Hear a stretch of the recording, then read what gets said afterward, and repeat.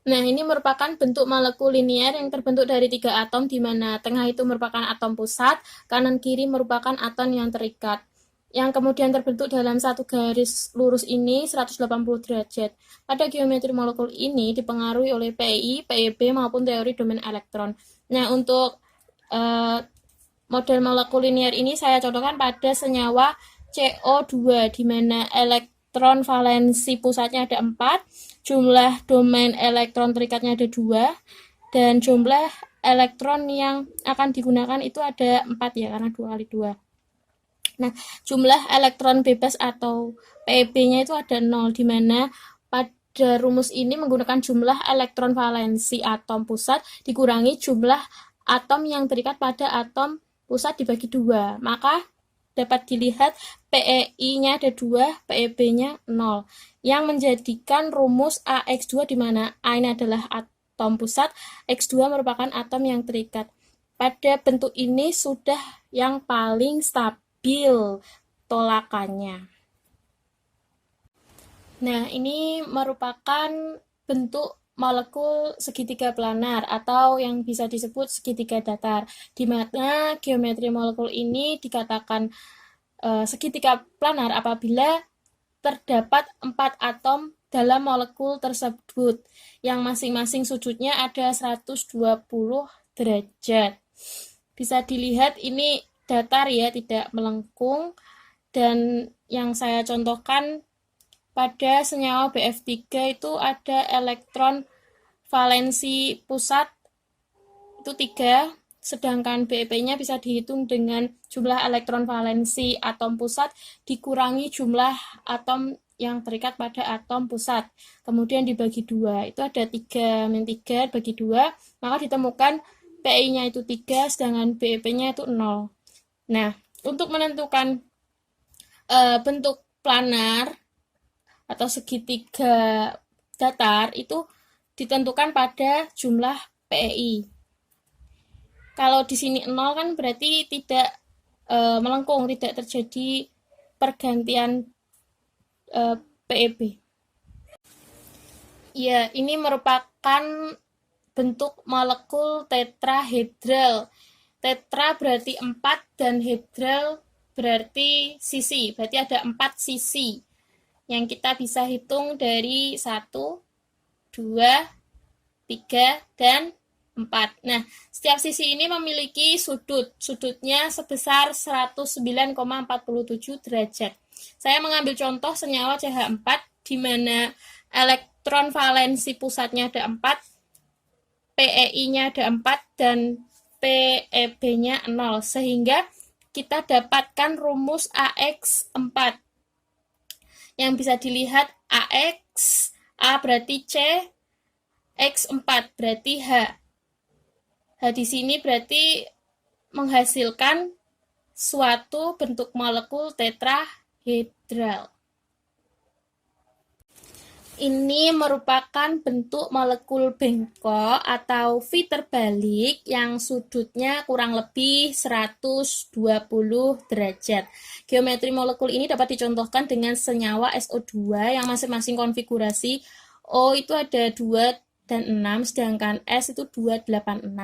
Senyawa belerang disulfida atau SO2 ini terbentuk dari ikatan kovalen antara 2 atom O dan 1 atom S, yaitu masing-masing O itu melibatkan 2 elektron untuk berikatan, dan S itu melibatkan 4 elektron berikatan. Nah, pada atom S ini masih memiliki satu pasang elektron bebas atau PeB yang memberikan gaya tolak, sehingga struktur molekul SO2 itu terbentuk menjadi bengkok.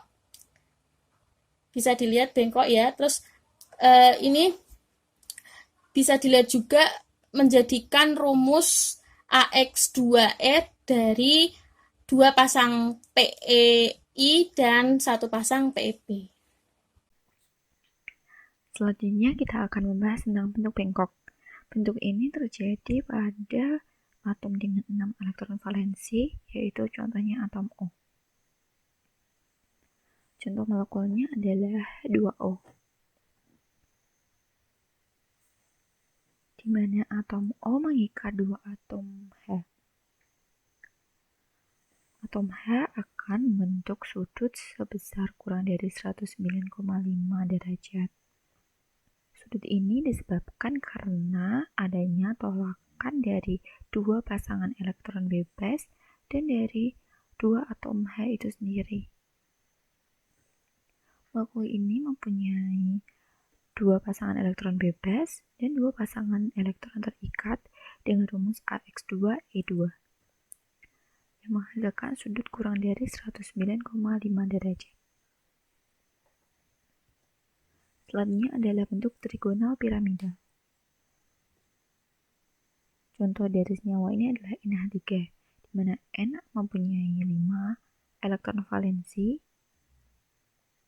5 elektron valensi itu akan berikatan dengan 3 atom H yang akan memenuhi kaidah oktet, menyebabkan adanya satu pasangan elektron bebas.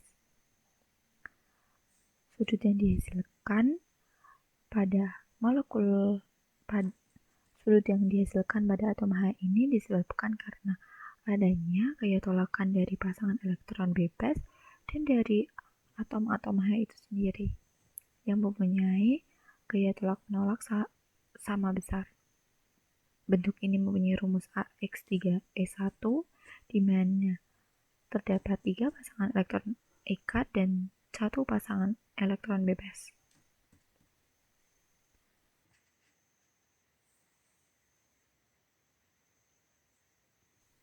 Bentuk selanjutnya adalah trigonal bipiramidal dengan contoh senyawa adalah PeCl5. Atom P yang mempunyai 5 elektron valensi akan berikatan dengan 5 atom Cl.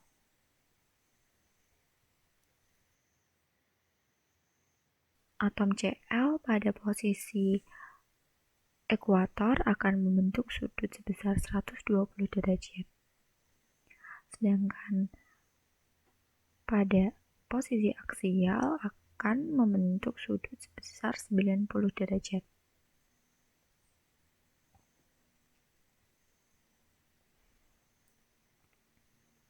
Hal ini disebabkan karena gaya tolak-menolak antar atom Cl yang mempunyai kekuatan sama besar.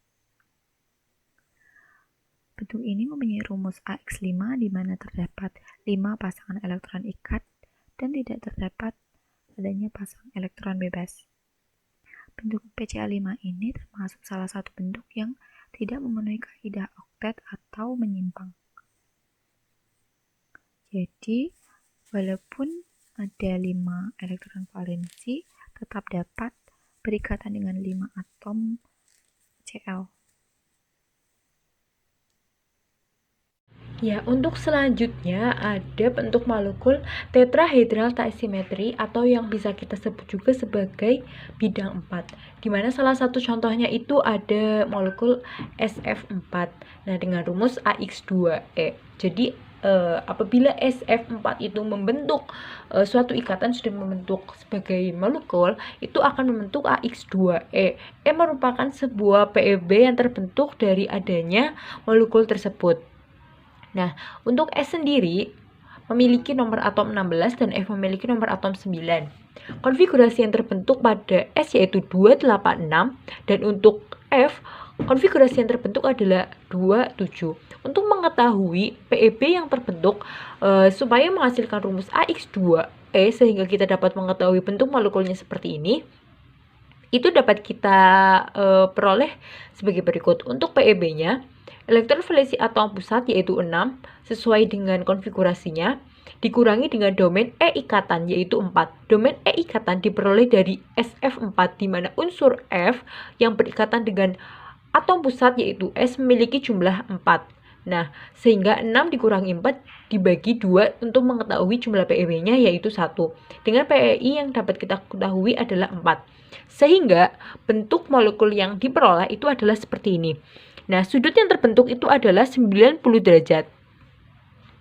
90 derajat dan 120 derajat. Jadi apabila kita mengamatinya, kalau misalnya kita lihat pada gambar, bentuk molekulnya ini tuh 3 unsur F 90 derajat seperti ini, sedangkan F1-nya itu cenderung condong ke depan membentuk sudut 120 derajat. Dengan PEB yang terbentuk itu adalah 1 seperti yang kita ketahui di sini dan berada di belakang. Ini adalah PEB-nya. Adanya PEB inilah yang menyebabkan bentuk molekul SF4 terbentuk menjadi tetrahedral tak simetris.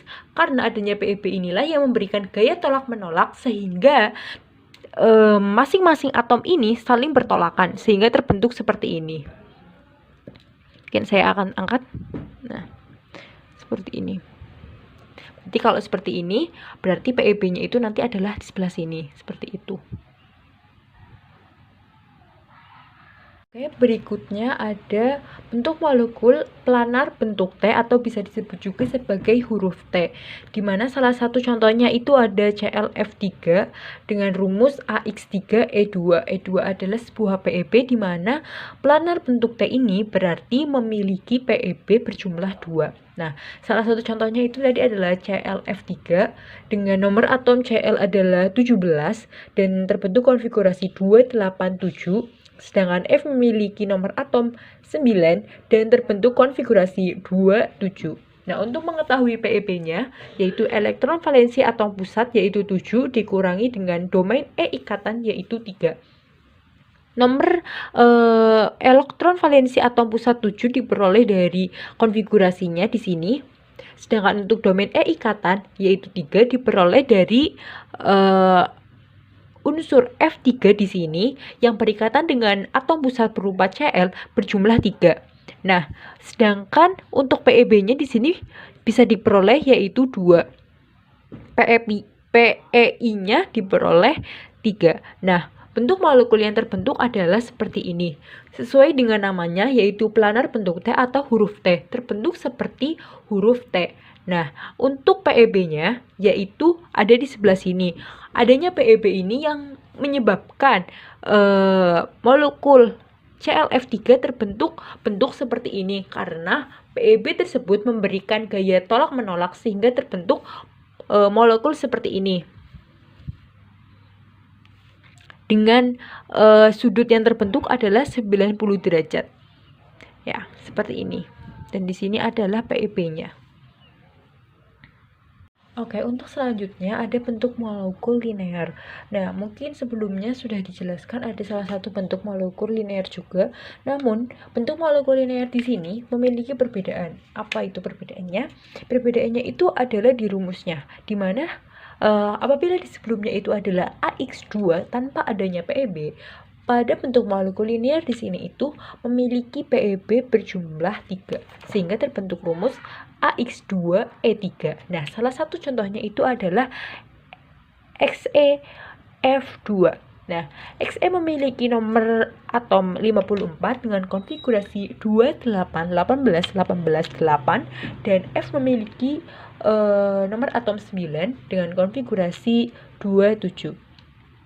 Untuk mengetahui PEB-nya, PEB diperoleh dari elektron valensi atom pusat yaitu 8 sesuai dengan konfigurasinya dikurangi dengan domain E ikatan. Domain E ikatan diperoleh dari XeF2 yaitu jumlah unsur yang berikatan dengan atom pusat yaitu Xe itu berjumlah 2, di mana F berjumlah 2 sehingga elektron valensi atom pusat dikurangi dengan domain E ikatan yaitu 8 kurangi 2 adalah 6.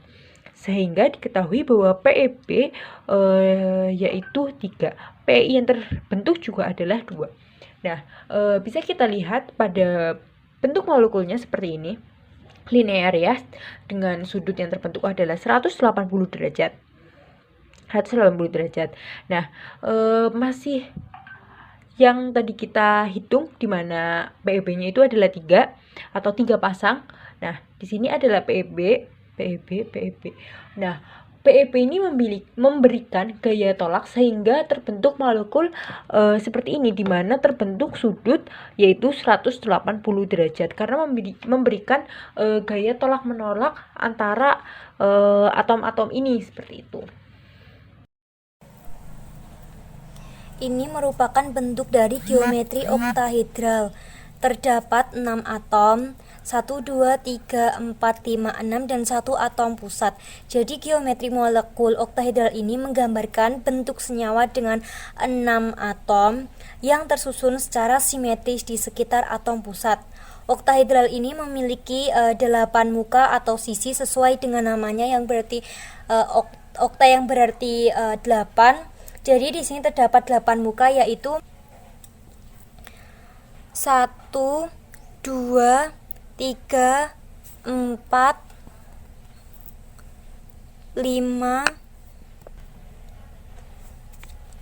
6, 7, dan 8. Contoh dari geometri molekul oktahedral yaitu SF6. SF6 ini memiliki 6 fluor yaitu 1, 2, 3, 4, 5, 6 dan 1 atom pusat belerang. Satu elektron valensi belerang ini akan berikat dengan 1 elektron valensi dari fluor, sehingga menghasilkan molekul dengan atom S yang memiliki 6 pasang elektron dengan PEI-nya yaitu 6 buah, 1, 2, 3, 4, 5, 6 yang akan terbentuk ikatan 6 yaitu 1, 2, 3, 4, 5, 6 buah. Dan dalam sulfur heksafluorida ini tidak terdapat pasangan elektron bebas, jadi PEI-nya 6 buah, PEB-nya 0. Jadi jenis molekul menurut teori fisi IPR adalah AX6E0. AX-nya yaitu PEI yang tadinya 6 buah dan E-nya itu PEB yang jumlahnya 0 buah. EO ini A-nya itu sulfur dan X-nya itu fluor yang jumlahnya itu ada 6 atom. Jadi rumusnya SF6. Selanjutnya yaitu segi 4 piramidal. Segi 4 piramidal ini berbentuk piramidal dengan alas persegi atau segi 4. Contoh dari segi 4 piramidal yaitu pentafluorida yodium atau IF5. Atom I ini memiliki 7 elektron valensi, di mana 5 buah elektron valensi ini akan berikatan dengan 5 buah atom. Dengan demikian, atom I akan memiliki 5 pasang elektron ikatan 1, 2, 3, 4, 5 dan 1 pasangan elektron bebas atau pasangan yang tidak berikatan. Jumlah domain elektronnya yaitu 5 ditambah 1 berarti ada 6, sehingga geometri molekul pentafluorida yodium adalah oktahedral dan bentuk molekulnya adalah piramid segi 4, di mana salah satu domain dalam kerangka oktahedral pada posisi aksial atau posisi yang tegak lurus dengan bidang ekuatorial. Ini PEB atau pasangan yang tidak berikatan atau pasangan elektron bebas. Sudut ikatan segi 4 piramidal itu sebesar 90 derajat, yaitu 90 derajat dengan rumus AX5EI. AX tadi pasangan elektron ikatan yang jumlahnya 5 buah dan E1-nya itu E1-nya merupakan pasangan elektron bebas yang tadi jumlahnya 1 buah. Segi 4 planar ini memiliki 4 pasang elektron ikatan akan berada pada satu bidang datar. Contoh senyawa yang memiliki geometri segi 4 planar itu Xe4 atau xenon tetrafluorida. Atom xenon ini memiliki 8 elektron valensi, di mana 4 elektron valensinya akan berikatan atau akan mengikat atom fluor, sehingga atom xenon nanti memiliki 4 elektron valensi 1, 2, 3, 4 dan memiliki 2 pasang elektron bebas atau PEB. PEB ini menempati posisi aksial dari kerangka oktahedral xenon tetrafluorida yaitu sebelah sini dan ini, sehingga membentuk molekul dengan bentuk segi 4 datar. Sudut ikatannya segi 4 planar yaitu 90 derajat. Jadi besar sudut ikatannya itu membentuk 90 derajat dengan rumus AX4E2. AX tadi pasangan elektron ikatan yang jumlahnya 4 buah dan E-nya itu PeB, elektron bebas yang jumlahnya 2 buah.